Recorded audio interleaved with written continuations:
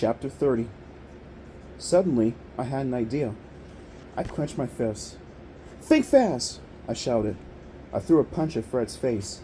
He ducked and staggered back, raising his hands to protect himself. Yes! Good old wimpy Fred.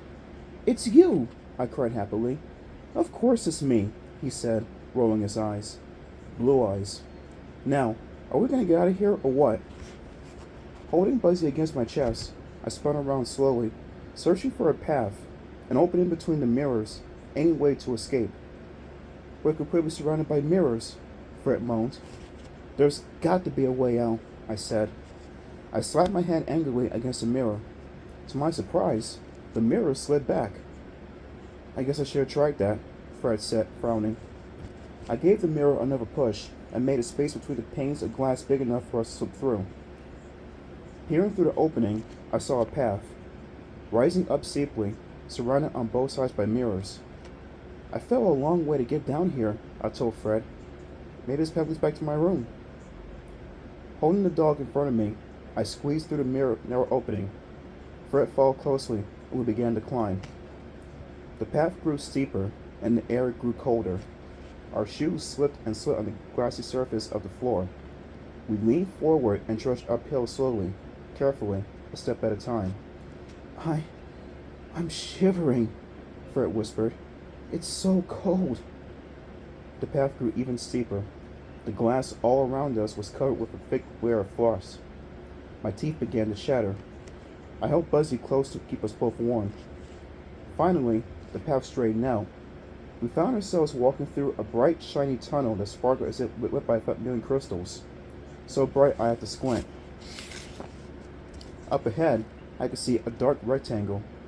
Breathing hard, our breath fogging up in front of us, we reached the rectangle and stared out at my room. We made it, I gasped, shivering, holding Buzzy against my chest. I took a step toward my room and my head hit solid glass. Ow! I rubbed my forehead. Fred pressed his hands against the wall of glass.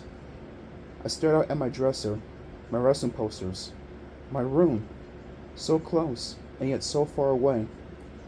I sat Buzzy down and pressed my shoulder against the glass.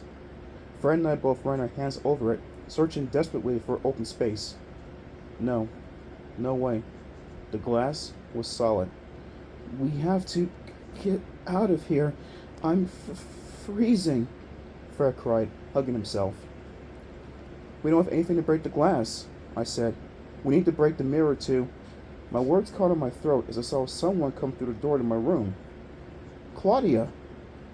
Claudia stepped through a doorway and her eyes darted around the room, searching for me, I guessed. Over here, I shouted. Claudia, look over here. Help us! Help us out of here! Fred cried. We both pounded our fists on the glass.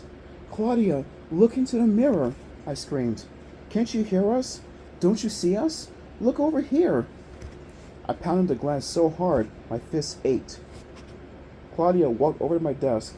I saw her pick something up. She turned to leave. My Game Boy!